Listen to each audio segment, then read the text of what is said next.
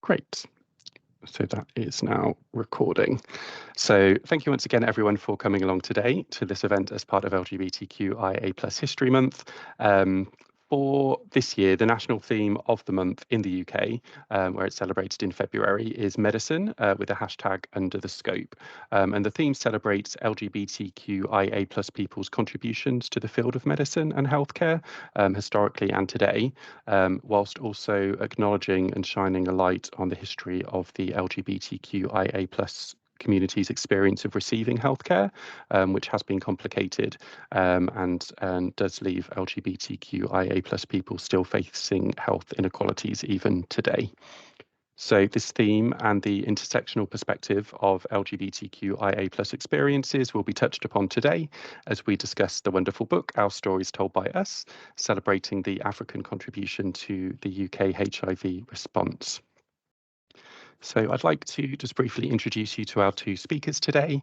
We have Rebecca Mbewe. Rebecca works as a research assistant with the Share Collective at Queen Mary University of London. She has a wealth of community engagement experience, which she has gained from having been involved in HIV work for over 25 years, much of which has been influenced by her lived experience. And some of her professional engagements include training, speaking and mentoring. Rebecca is an active member of the UK Community Advisory Board and sits on the British HIV Association Audit and Standards Subcommittee Group as a community representative. And Rebecca is also one of 3 directors of 4M, Mentor Mothers Network CIC, an organisation offering mentoring, support and training for women living with HIV going through their perinatal journey. Rebecca's particular interests are sexual health and well-being of Black women. Also, it's wonderful to welcome Winnie, Ssanyu-Sseruma. Winnie is a freelance consultant currently working on community health in Black communities in the UK. She also monitors and assesses community health and HIV projects in 15 African countries. And she is one of the co-authors and editors of Our Stories Told by Us, and is a HIV activist and has been living with HIV for 35 years. So now we've got the bios out of the way and you've heard briefly from me, I'll pass over to our wonderful guests, Winnie and Rebecca, to talk about their book and how it relates to the LGBTQIA+ contributions to and experience of HIV-related medicine and healthcare. Winnie, over to you to begin. Thanks, Darren, for organizing this and for including us in this particular session. To talk about the LGBTI plus perspective on on the book and the issues involved in HIV. It was really important for us to start from a historical perspective. There would be no HIV treatment and access to it if the LGBTI community in the US and in Europe, in the UK, did not advocate for it. So we owe, as HIV people living with HIV, the LGBTI community, our lives, basically, because the LGBTI community, especially in America, rose up because treatments were not accessible. HIV treatments were not accessible. It was taking a long time for treatments to come to the market. I don't know how many people know, but a specific treatment takes about 10 years to come to the market. And because HIV was such and continues to be such a horrendous condition, taking the lives of people so quickly and so young, the LGBTI community rose up because they were the most affected at the time with HIV and said, we cannot wait anymore. We have to get medication now. We have to do trials. We have to be part of the trials. Already the LGBTI communities were marginalized in most countries because of religious and cultural issues. So because they were very affected by the HIV condition, they felt like they had to fight for their lives. So from that perspective, they were able to, convince the pharmaceutical companies. They were, and this took a long time, and it wasn't, an easy win at all. To be able to bring specific medication to the market, to be able to trial them, because time was not on anyone's side. I felt that it was really important for us to start from that particular perspective. So I'll then hand over to Rebecca to read something around that so we can continue to build the conversation. Thank you, Winnie. You're right. I think it's really important to start from a historical perspective, just to show how the LGBTQI community have paved the way for, the rest of us to be able to access treatment. I'm going to read an excerpt from the book. We had quite a number of contributors who we will, we'll talk about the book in a bit more detail a bit later on. But I thought I picked this particular one, and I'll read it on his behalf. His name is Simon Collins, because he's very treatment focused in terms of his work, and that's what he's developed. So reading a bit, I'll give a bit of background. He was one of the very first people who founded HIV/AIDS. Let me rephrase it. I'll start and read in the first word. So he says, in April 2000, I was one of the people who founded HIV/AIDS, where I still work. I am also interested in supporting community networks, especially with links to research. Although I write about HIV treatment, I only really learned about science later in life. I was mainly interested in art subjects at school. So that's just to give a bit of background that HIV is what propelled him to take a really big interest in treatment. I'll then skip to the bit where he talks specifically about treatment and where his interest started. So over the next couple of years, 7 or 8 new drugs were approved and others were in development. Some were definitely better than others, and getting the choice right could make a big difference to your long-term health. However, drug manufacturers use large budgets to influence prescribing. ATP is a voluntary organization that was set up to tackle these issues. They provided information to update the way some clinics provided care and challenged other HIV charities that missed the urgency of getting treatment right. We were also a diverse group from different backgrounds, largely as volunteers. This is where I first met Paul, Polly, Hope, Winnie, Simon, and a few others. I was lucky to get to learn that people who had very different experiences, and this diversity has been essential in everything we tried to do since. So I'll leave it there. Just a taster of what's in the book, and it's probably worth getting to read the rest of the story.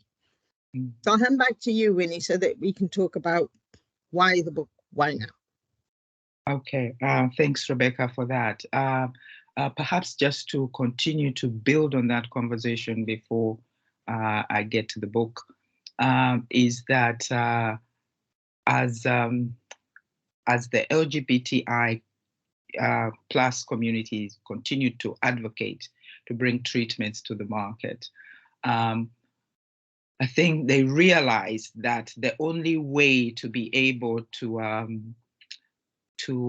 have proper and informed conversations about treatment was to, were for people in the communities, in the LGBTI community and the HIV communities in general, to learn about the science of the treatment, to learn how the treatments functioned in the body, to learn about the content of the treatment, the trials, how trials are built. I mean, as HIV activists now, we are more informed about the science of, treatment. We've influenced trials, we've influenced everything. And it is, credit to the LGBTI community for, investing in this, educating us, helping other communities be able to access treatment. And for us, when we were writing this book, celebrating the response of the African communities to HIV, it was important to be able to stress the allyship with the LGBTI plus community, because there are notions, of course, beyond the communities and within the communities, but because of cultural issues, religious issues, there's a lot of perhaps homophobia and all of these issues. But for us as activists, it has been important to work in allyship with the LGBTI community, to support the Black African communities, but also for us to support, a lot of, policies that, that we need to get rid of that negatively impact on the lives of the LGBTI community, and to support more positive policies and more inclusive and diverse policies that help us to be able to get to the goal where either people are accessing the treatment they need, and and less people are getting HIV, so that we reach the goal where HIV can be eradicated. I don't know if you have anything to add, Rebecca, so that we can continue the conversation, or if we have any questions about what we've already discussed from them. Yeah, I was just going to quickly say that actually, and it continues to be, everything you've said continues to be the case. If we look at PrEP, that is slightly more recent, the LGBTQI community actually led on that. It was a very successful campaign. And now we're looking at how, the other communities can benefit from PrEP as well, which is, so they've always been sort of pushing the boundaries for us to be able to access all of the new treatment options. Darren, do you have any questions, or do you or any of the people attending, do they have any questions at all for us? There aren't any questions in the chat just yet. I do see that Alex has put his hand up, so I will invite Alex in to speak as well. I just wondered if you could perhaps just explain for our audience a little bit about PrEP, just not sort of assuming any prior knowledge, and explaining what that treatment is and what impact it's having. And then Alex will come to you if that's okay. Of course. So PrEP is, PrEP is the acronym for pre-exposure prophylaxis. And the idea for that is basically it's treatment option that you can take to prevent you from acquiring HIV. I think that's in a nutshell. Anything you'd like to add, Winnie? She's a more treatment expert than I am, so. I think what is important to know here is that PrEP works differently in men and in women, and also different individuals can take PrEP at different times or use it differently. Maybe they can take it at an ongoing basis, or they can take it as an event-based sort of medication, just pre-sexual contact or sexual activity. So there are different things to understand once you understand what it's used for. Yeah. Thank you, Winnie. Alex, would you like to come in? Thank you both so much. Wonderful to see you, and thank you for coming along today. My name's Alex Prestage. I'm Head of Equality, Diversity and Inclusion here at Queen Mary.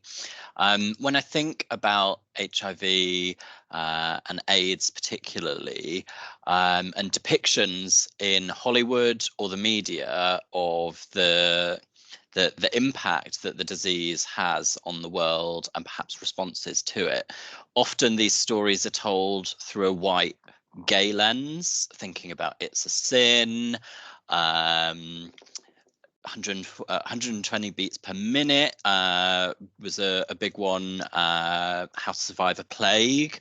Many of these stories are told through particularly a white gay perspective, and I identify very little representation in terms of a Black queer or a Black heterosexual cisgender perspective, and the involvement with the African contribution and diaspora.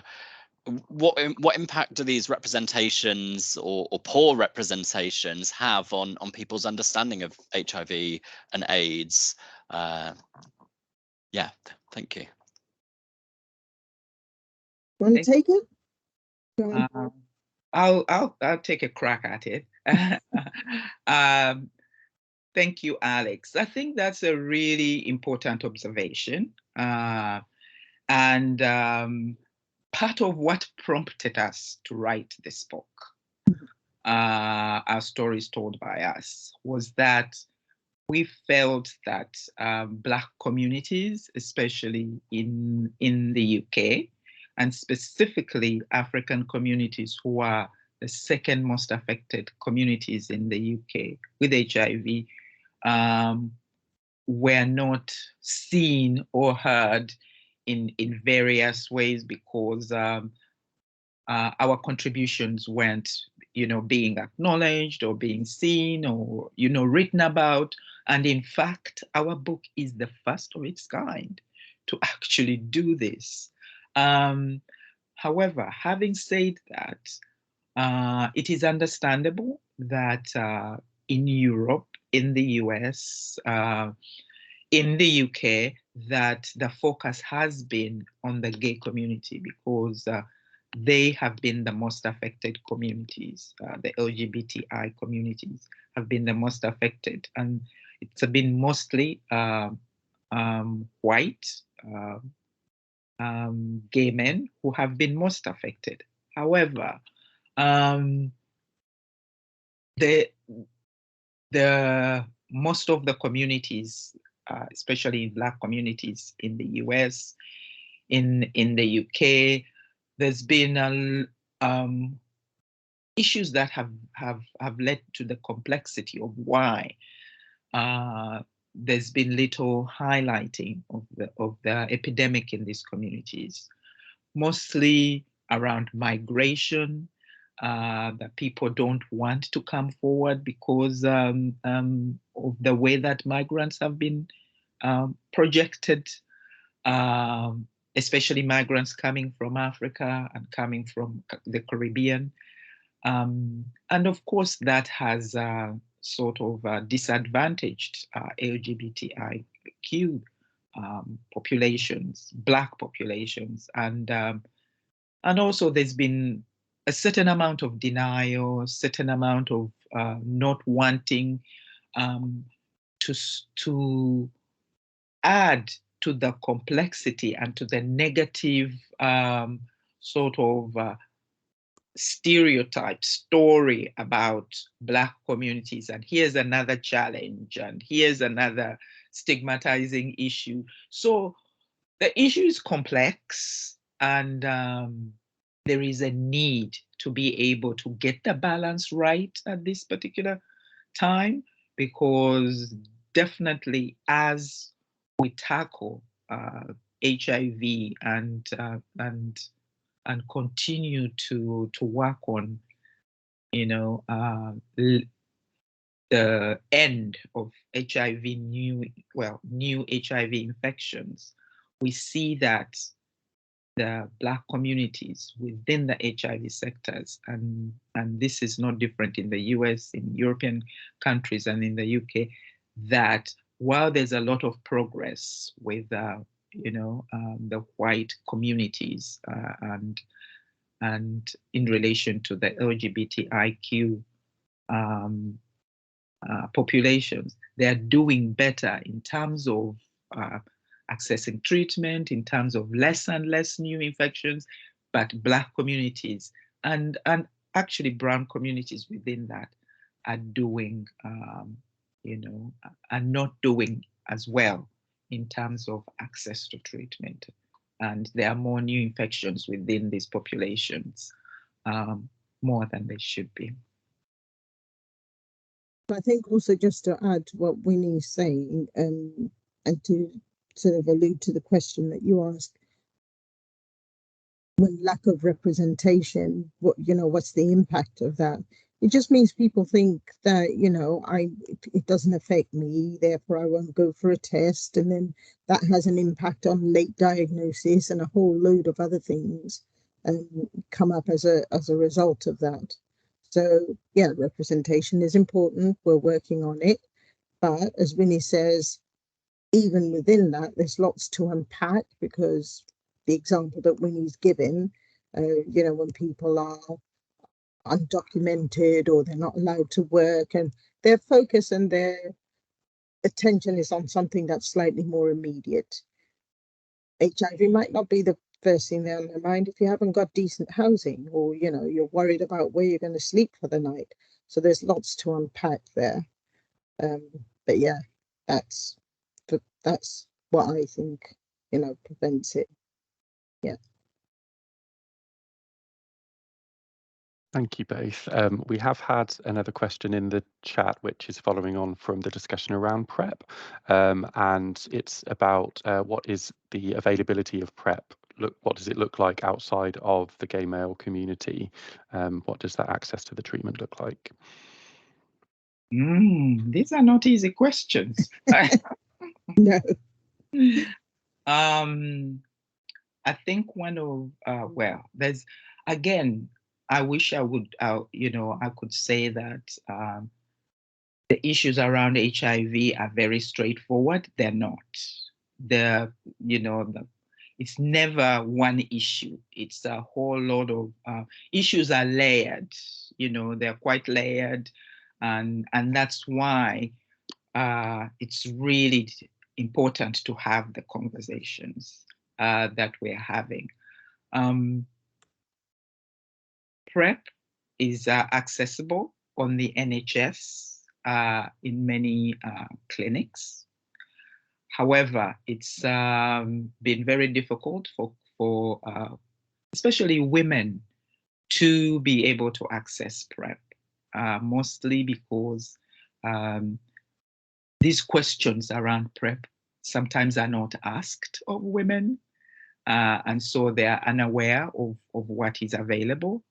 A lot of women depend on their partners, and these are difficult conversations to have. If a woman is offered PrEP, they have to,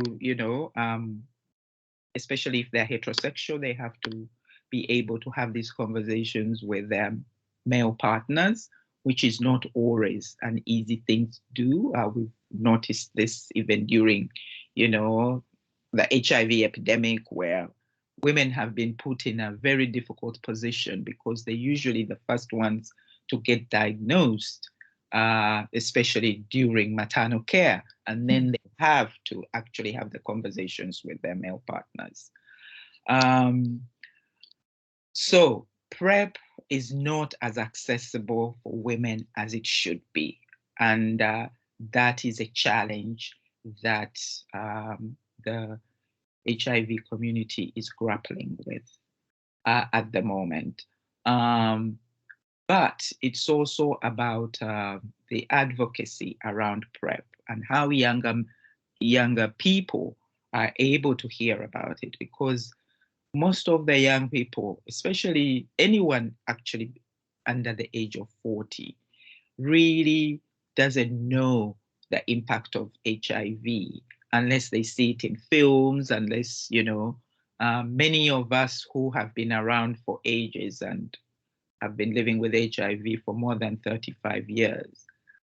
A lot of young people now, either some of them were born with HIV if they're in the HIV sector, but others, you know, because of the interventions that have happened, I might say that, you know, maybe in some ways the HIV sector is a victim of its own success.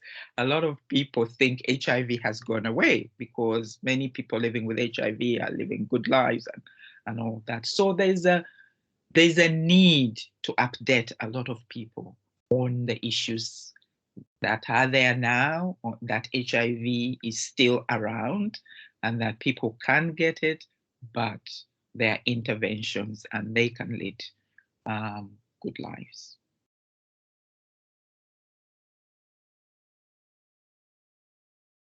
Thank you, Winnie. I think there's this question follows up a little bit from what you were saying, and this is: are there any research or trials around HIV that excite you about the future of prevention and care? I'll ask Rebecca to see if she can.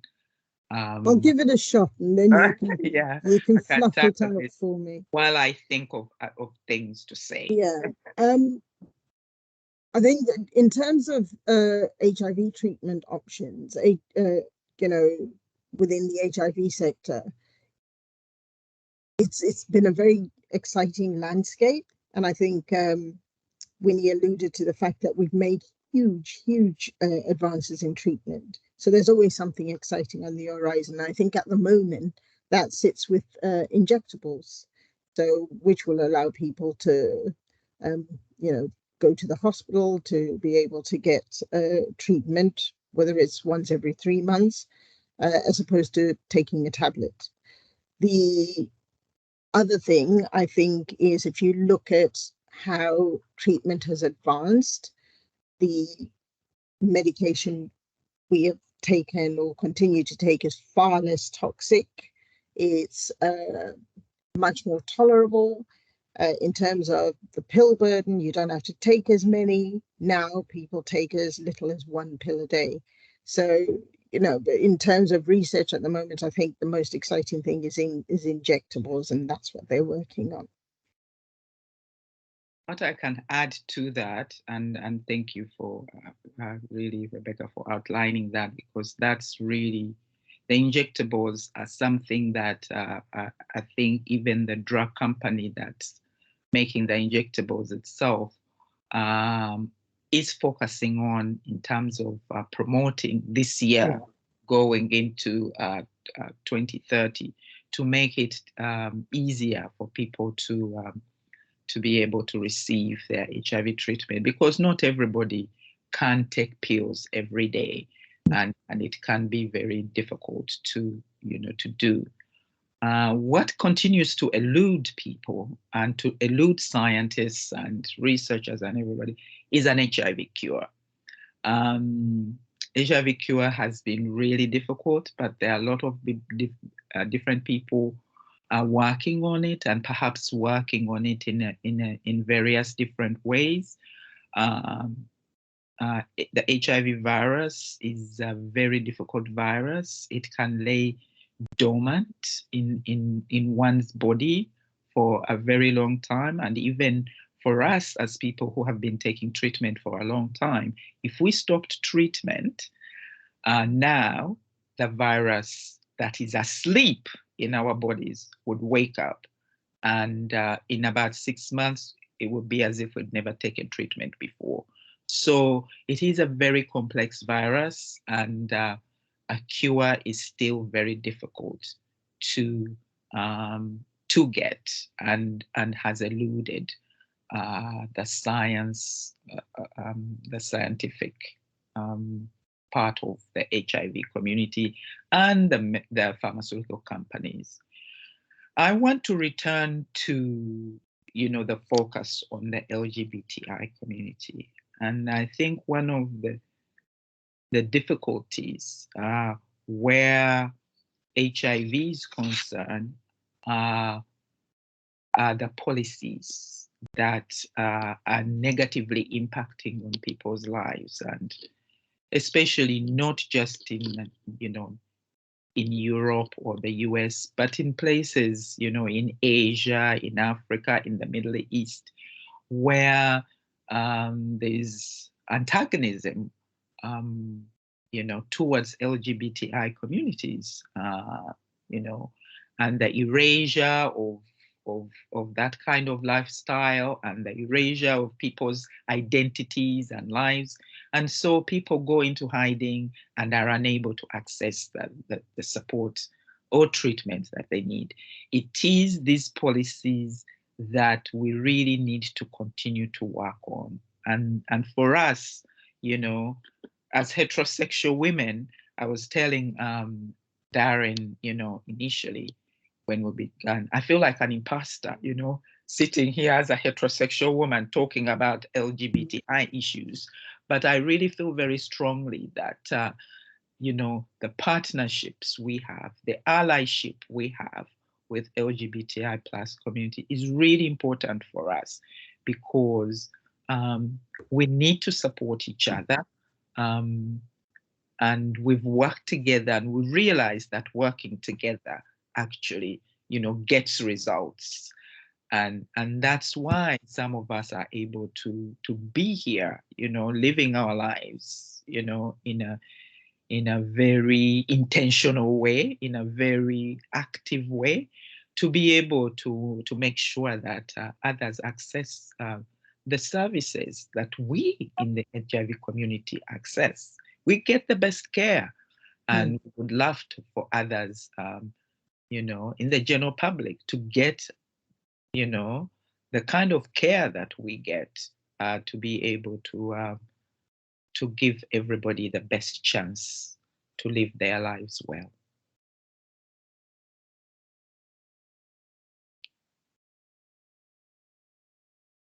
Thank you, Winnie. And absolutely, allyship and working across communities is something that you've spoken about during the talk, and the importance of allyship is something that I would like to ask a bit more about. I'm just wondering, in your experiences of working with your co-authors on writing the book, and also your experience within the communities, what are some of the assumptions or some of the stereotypes that you feel have been broken down by having those conversations and having people who perhaps wouldn't ordinarily in other circumstances be talking with each other or working together on a shared goal? What learning has happened between communities, do you think, and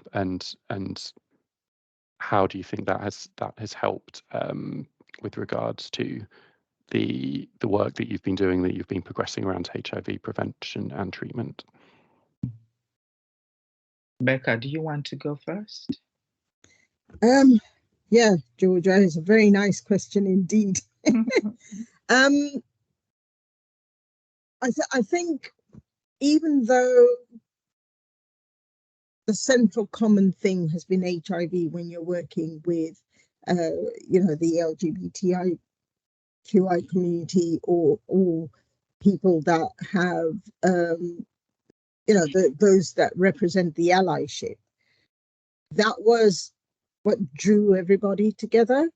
But then very slowly you start to, when the conversations start to happen, you start to realize that actually the inequalities we face, even as a Black woman, even as a Black person, even as a woman, the inequalities are very similar sometimes to what a gay man would experience, whether he's Black, whether he's white.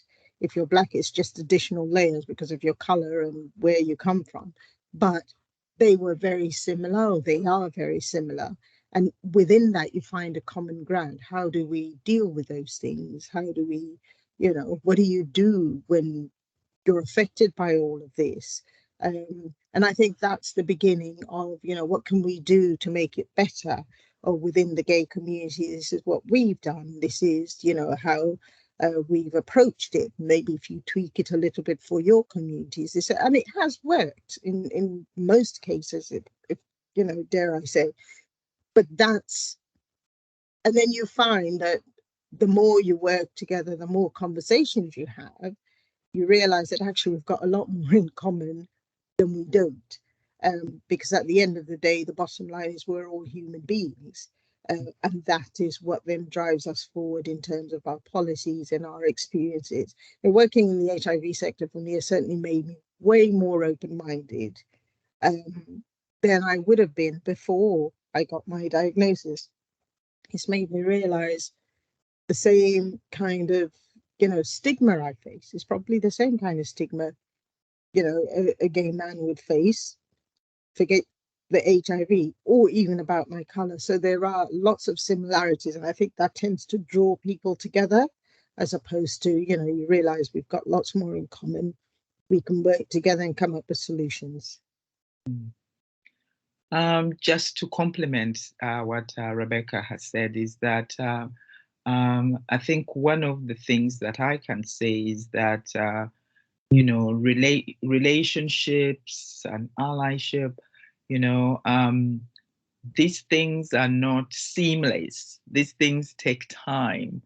And throughout even the historical sort of context, with organizations like ACT UP in you know, who were really influential in making sure treatment comes onto the market in the 1980s. There was a lot of recognition around the gay men, but there were a lot of lesbian women who were part of these conversations that haven't been acknowledged, you know, and played, you know, huge roles within that. And that is an imbalance that needs to be recognized and still, you know, can be made right. Here in the UK, one of the things that really started to bring us together, and it wasn't because lots of groups wanted to come together. As we've already acknowledged, the epidemic in the UK was mostly, you know, with gay men, white gay men, and most of the organizations working in the HIV sector were focused on supporting gay men.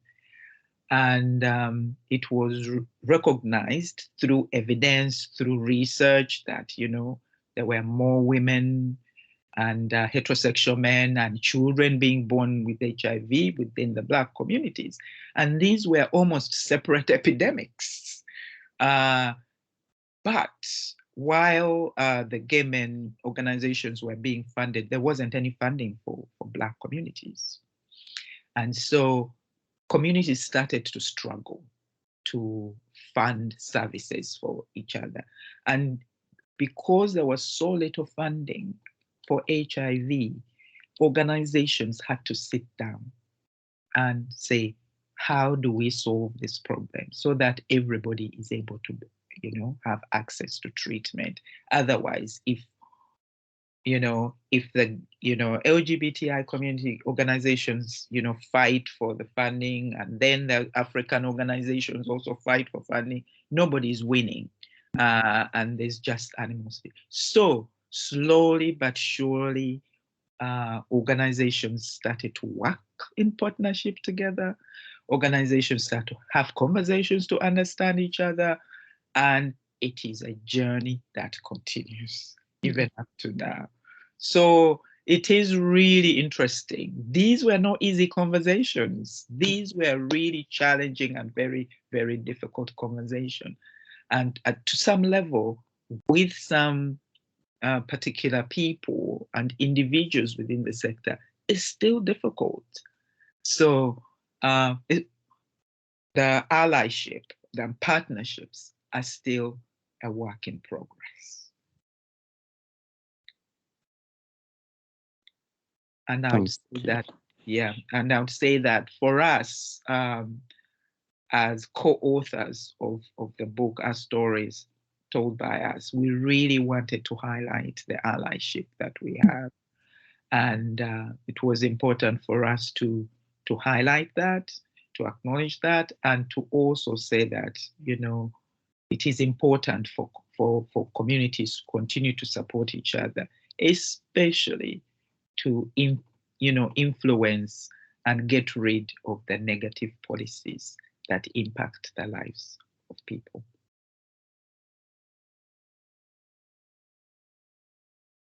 Thank you, Winnie. I can see some applause and appreciation for both yours and Rebecca's comments on that question. So thank you. I think we're coming close to time. I can't see any other questions filtering through. I know when we've spoken before and spoken about the book, and you said the book is for everyone.